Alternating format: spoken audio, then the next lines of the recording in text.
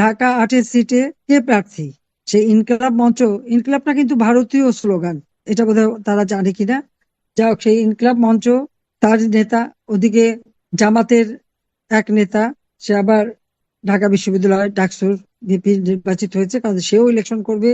বিএনপির একজন, এরা সবাই ইলেকশন করতে যে এই হাদিয়ে তারাই গুলি করে। কারণ ওইভাবে টার্গেট করে মাথায় গুলি করা, জামাত যাদেরকে ট্রেনিং করা নিয়ে আসে পাকিস্তান থেকে, বা এই বিএনপি হিজবুতবাহী এরা ছাড়া আর কেউ ওভাবে গুলি করতে পারে না। কিন্তু তাকে হত্যা করার পর সারা দেশে যে নির্যাতন, অগ্নিসন্ত্রাস শুরু করেছে, তো তোমরা একটা লাশের বোঝা নিতে পারো না। আওয়ামী লীগের যে অগণিত নেতা কর্মী, তাদের উপর যে নির্মম ভাবে অত্যাচার করে করে হত্যা করা হয়েছে, সেটা কি একবার চিন্তা করে তারা?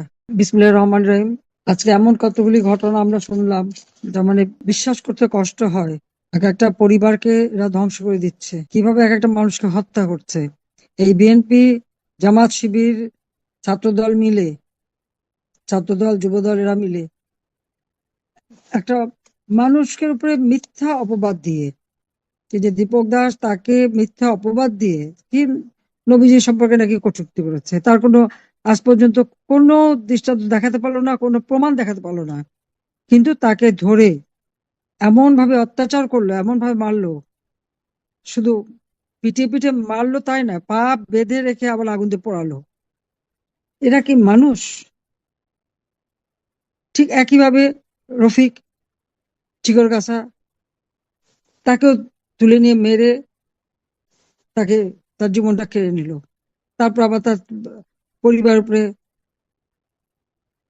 নানা ধরনের হামলা চালাচ্ছে, ভয়ভীতি দেখাচ্ছে। শায়লা মেয়েটা, তাকেও নির্মম ভাবে এরা হত্যা করে। বহুদিন থেকে ওকে তারা খুঁজছিল। শায়লা শিকদার, ইডেনের ছাত্রী, তাকে মেরে গলা ঝুলিয়ে রেখে বলে আত্মহত্যা করেছে। অথচ তার আত্মহত্যা করলে গলায় তো দাগ থাকবে, জিভে বের হয়ে আসে, গলায় ফাঁস লাগলে সেটা তো না, তার হাত পায়ে আঘাতের চিহ্ন, এবং লাশ পর্যন্ত দিতে চায় না। ঠিক এইভাবে আপনারা দেখছেন যে আরেক চোর, যার ভাত খেতে বসছে, সে বাজিতপুরের আনোয়ার পারভেজ, তাকেও নির্মম ভাবে নির্যাতন করে এবং এদেরকে মৃত মনে করেই ফেলে রেখে যায়। সাধারণ মানুষ তাদের জীবনটা কোনো মতে বাঁচায়, হাসপাতালে নেয়, কিন্তু সারা জীবনের জন্য তাদের আর কাজ করে খাওয়ার সুযোগ থাকে না, পরিবারগুলি কষ্ট পাচ্ছে। এই ঘটনা প্রতিনিয়ত প্রতিনিয়ত ঘটে যাচ্ছে। আজকে তো এই বিএনপি জামাত জোট, তারপরে এনসিপি পার্টি, আরো নানা ধরনের অনেক পার্টি নতুন গজিয়েছে। তারা নির্বাচন করবে। আওয়ামী লীগকে তো তারা নিষিদ্ধ করে দিচ্ছে ইউনূস। আওয়ামী লীগকে নিষিদ্ধ করে, ছাত্রলীগ সব আমাদেরকে নিষিদ্ধ করে, 14 দল নিষিদ্ধ, আমরা ইলেকশন করতে পারবো না, এবং তারা নিজেরা ইলেকশন করবে। এই ইলেকশন করতে যেই মানে ঢাকা ৮-এর সিটে কে প্রার্থী, সেই ইনকলাব মঞ্চ, ইনকলাবটা কিন্তু ভারতীয় স্লোগান, এটা বোধহয় তারা জানে কিনা। যা হোক, সেই ইনকলাব মঞ্চ, তার নেতা, ওদিকে জামাতের এক নেতা, সে আবার ঢাকা বিশ্ববিদ্যালয় ডাকসুর ভিপি নির্বাচিত হয়েছে, কাজে সেও ইলেকশন করবে। বিএনপির একজন, এরা সবাই ইলেকশন করতে যে এই হাদিয়ে তারাই গুলি করে। কারণ ওইভাবে টার্গেট করে মাথায় গুলি করা, জামাত যাদেরকে ট্রেনিং করা নিয়ে আসে পাকিস্তান থেকে, বা এই বিএনপি হিজবুতবাহী এরা ছাড়া আর কেউ ওভাবে গুলি করতে পারে না। কিন্তু তাকে হত্যা করার পর সারা দেশে যে নির্যাতন, অগ্নিসন্ত্রাস শুরু করেছে, তো তোমরা একটা লাশের বোঝা নিতে পারো না। তা আওয়ামী লীগের যে অগণিত নেতা কর্মী, তাদের উপর যে নির্মম ভাবে অত্যাচার করে করে হত্যা করা হয়েছে, সেটা কি একবার চিন্তা করে তারা? যে কত মায়ের কোল খালি করেছে, কত হাজার নারীকে বিধবা করেছে, কত বোনকে ভাই হারা করেছে, কত ভাইকে বোন হারা করেছে। এটা তারা বোধহয় উপলব্ধি করতে পারে না, কারণ অন্যকে হত্যা করা। আর শুধু তাই না, এটা ঘটনা কেন্দ্র করে সেই একজন বয়স্ক সাংবাদিক নুরুল কবির, তাকে যেভাবে অপমান করলো, সারা জীবন সে আমার বিরুদ্ধে নানা সমালোচনা করেছে। কই, আমি তো কখনো আমি বা আমার দলের কেউ কোনোদিন তাকে তো অপমান করেনি, তার গায়ে হাত তোলেনি। ইউনূস, ডক্টর ইউনূস অবৈধভাবে সংবিধান লঙ্ঘন করে ক্ষমতা দখল করেছে। কাজে ক্ষমতাটাকে তাকে টিকে থাকার জন্য যত রকমের অপকর্ম আছে আর যত রকমের নির্যাতন আছে সেটা সে করে যাচ্ছে। আর সব হচ্ছে আওয়ামী লীগের উপরে ক্ষোভ, স্বাধীনতার উপরে ক্ষোভ, সকল চিহ্ন একে একে মুছে দিচ্ছে।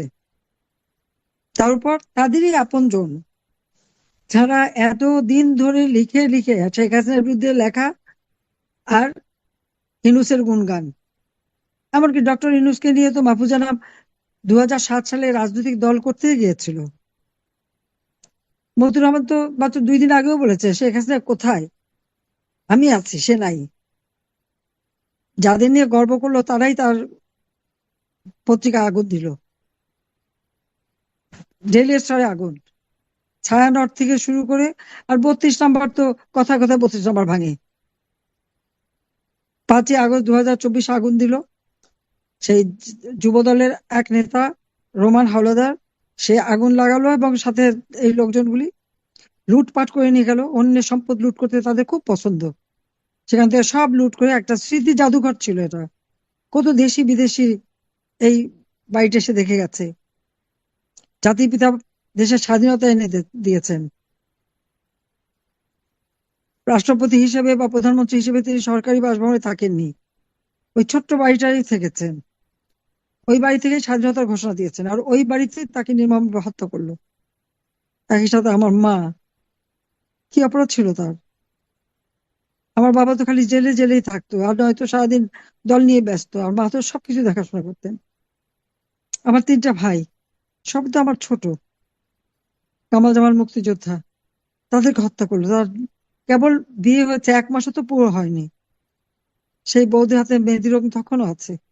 তাদেরকে হত্যা করেছে। আমার 10 বছরের ভাইটা ছোট্ট রাসেল, তার অপরাধ কি ছিল? তাকে হত্যা করলো। আমার একমাত্র চাচা শেখ আবুল হাসেন, সেও মুক্তিযোদ্ধা, পঙ্গু ছিল, পঙ্গু মানুষটাকেও ছাড়েনি। আমার মেজো ফুপুর বাড়ি, সেজো ফুপুর বাড়ি আক্রমণ করে।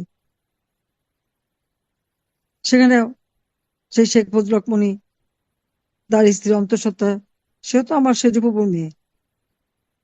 ওই অবস্থায় তাকে গুলি করে, দুজনকে স্বামী স্ত্রী একসাথে গুলি করে হত্যা করে। তার ছোট ছোট বাচ্চা, একটা 3 বছরের, একটা 5 বছরের। বাবা মায়ের লাশের পাশে গিয়ে তারা কান্নাকাটি করে, বাবা ওঠো মা ওঠো, বাবা ওঠো মা ওঠো। কে শুনবে বাবা মা? তাদেরকে তো হত্যা করেই চলে গেছে।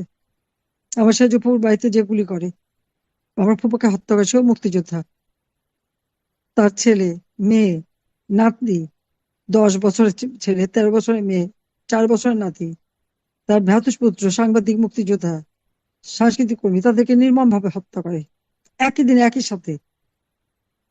আমার বাবার মিলিটারি সেক্রেটারি, তাকে পর্যন্ত হত্যা করে।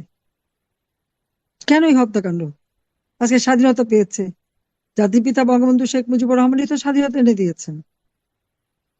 তার হাতে গড়া বাংলাদেশ আওয়ামী লীগই তো সংগ্রাম করেছে তার নির্দেশে, জনগণকে সাথে নিয়ে মুক্তিযুদ্ধ বিজয় এনে দিয়েছে। এই স্বাধীনতা তো আওয়ামী লীগের অবদান, জাতির পিতা বঙ্গবন্ধু শেখ মুজিবের অবদান। তার নেতৃত্বে আওয়ামী লীগ এই স্বাধীনতা এনে দিয়েছে। সেই আওয়ামী লীগকে আজকে ব্যান করে দিল। আওয়ামী লীগ নির্বাচন করতে পারবে না। কারণ আমার বিরুদ্ধে, আওয়ামী লীগের বিরুদ্ধে এত অপপ্রচার করার পরেও বাংলাদেশের মানুষের আস্থা বিশ্বাস আমাদের উপর আছে। কারণ আজকে মানুষ তুলনা করতে পারে, ওই ডক্টর ইউনূস ক্ষমতা আসার পর দেশটাকে তো ধ্বংসের দিকে নিয়ে গেছে। হত্যা, খুন, লুটপাট, চুরি, ডাকাতি, বিএনপি আর জামাত শিবির মিলে আর ছাত্রদল মিলে যেভাবে করে যাচ্ছে সারা বাংলাদেশে, আওয়ামী লীগের একটা পরিবারও সুস্থ নাই। দিনের পর দিন তাদের উপরে নির্যাতন চলছে। অর্থনীতি ধ্বংস করে দিচ্ছে, অর্থনৈতিকভাবে প্রত্যেকটা মানুষকে পঙ্গু করে দিচ্ছে। তার ফলে জাতীয় অর্থনীতিও আজকে ধ্বংসের মুখে। ইউনূস লুটপাটে ব্যস্ত, টাকা পাচারে ব্যস্ত। তার সাথে তার উপদেষ্টারা, আর ওই যে তার গুন্ডা বাহিনী, সন্ত্রাসী বাহিনী, সমস্ত সন্ত্রাসী, জঙ্গি, হত্যাকারী, খুনি, অস্ত্র চোরাকারবারি, 21 আগস্ট গ্রেনেড হামলাকারী, বিডিআর সেনা অফিসারদের হত্যাকারী, হলি আর্টিজানের জঙ্গি, যাদেরকে শাস্তি দেওয়া হয়েছিল তাদের সবাইকে মুক্ত করে দিয়েছে। অস্ত্র চোরাকারবারিকে পর্যন্ত মুক্ত করে দিল। ইউনূসের সখ্যতা এত কেন অস্ত্র চোরাকারবারির সাথে? নিজেও কি ওই ব্যবসায় জড়িত? নইলে 6,000 টাকা বেতনের ডক্টর মোহাম্মদ ইউনূস 5,000 টাকা 5,000 কোটি টাকা শুধু তার ফিক্সড ডিপোজিট, শুধু বাংলাদেশে আর বিদেশে যে কত সম্পদ, 48টা কোম্পানির মালিক, আসে কোথা থেকে এত? পূর্বাচলে 10 কাঠা জমি নিলাম আমরা, সেটা বড় অপরাধ হয়ে গেল, আর তার 4,080 কাঠা জমি, আর এখানে সব আগুন দিয়ে পোড়ালো। সেই ছায়ানট থেকে শুরু করে উদীচী শিল্পী গোষ্ঠী, প্রথম আলো, ডেইলি স্টার, এরা তো সবসময় তাদেরই দাবিদারি করেছে, তো সেটাও তো ছাড়েনি। ইউনূস কি ঠেকাতে পেরেছে? ঠেকাতে তো পারেনি। আর ইউনূস সব কাজ করে আবার মলম লাগায়, মিঠি মিঠি কথাও বলে। আর 32 নাম্বার তো বারবার কোনো কিছু হলে আগে যে 32 নাম্বার ভাঙে। 32 নাম্বার বঙ্গবন্ধু ভবন স্মৃতি জাদুঘর, সে তো কিছু নাই, সব তো জ্বালিয়ে পুড়ে শেষ করে দিয়েছে। 2,000 থেকে 2,500 ছেলে মেয়ে দুস্থ মানুষকে আমরা প্রতি মাসে আর্থিক সহায়তা দিতাম। আজকে তারা হাহাকার করছে, কারণ আমাদের সমস্ত কাগজপত্র সব জ্বালিয়ে পুড়ে শেষ, ট্রাস্টের কোনো কিছু নেই, সমস্ত অ্যাকাউন্ট বন্ধ। এই লোকগুলিকে আমরা আর সাহায্য করতে পারছি? এই ছেলে মেয়েদের পড়াশোনায় আমরা বৃত্তি দিতাম, সর্বনিম্ন 500 টাকা, তার উপরে প্রায় 2,000 2,500 টাকা করে আমরা বৃত্তি দিতাম পড়াশোনার জন্য। আজকে সেই ছেলে মেয়েদের পড়াশোনা বন্ধ। দুস্থ যে মানুষগুলি সাহায্য করতাম, আজকে তাদের খাওয়া দাওয়া বন্ধ। কি জুলুম চালাচ্ছে বাংলাদেশে! এতগুলি অন্যায় করে যাচ্ছে, কিন্তু তাদের সেই অনুশোচনা নাই। পিটিএম মানুষ পেলে আবার আগুন দিয়ে পোড়ানো, মুক্তিযোদ্ধাদের কবরে আগুন, আর এদিকে এক হাদির জন্য কান্নাকাটি। হাদিও তো এই হত্যাকাণ্ড মেট্রোক্লাস ডিজাইনের একটা অংশ, এর সঙ্গেই তো জড়িত ছিল। তার মেট্রোক্লাস ডিজাইন, এখানে কোনো গণ অভ্যুত্থান না, বিপ্লব না। ডক্টর ইউনূস বিল ক্লিন্টনের অনুষ্ঠানে তো নিজেই স্বীকার করেছে যে এটা তার মেটিকুলাস ডিজাইনের মাধ্যমে মাস্টার মাইন্ড দ্বারা সংগঠিত আন্দোলন, যে আন্দোলনে আবু সাইদ, মুগ্ধ থেকে শুরু করে একে একে সব হত্যাযজ্ঞ চালিয়ে সব দায়ভার আমাদের উপরে, আমাদেরকে শাস্তি দেয়। আইন শৃঙ্খলা রক্ষাকারী সংস্থা যখন গুলি করে, তাদের সময় গুলি করলে ওটা অপরাধ না। পুলিশের উপরে হামলা, জনপ্রশাসন, সেনাবাহিনী, তারা তো দায়িত্ব পালন করতে গেছে। তাদের বিচার করলে গোপালগঞ্জে যখন ইউনূসের হুকুমে সরাসরি গুলি করে আমার 6 জন 5 জন নেতাকর্মীকে হত্যা করলো, সে বিচার তো হচ্ছে না। মাটিতে পা ফেলে বুট দিয়ে কল টিপে হত্যা করছে। এই দীপুচন্দ্র দাসকে যে হত্যা করেছে ঝুলিয়ে, একটা মিথ্যা অপবাদ দিয়ে, দীপুর দোষটা কি ছিল? কি অপরাধ ছিল তার?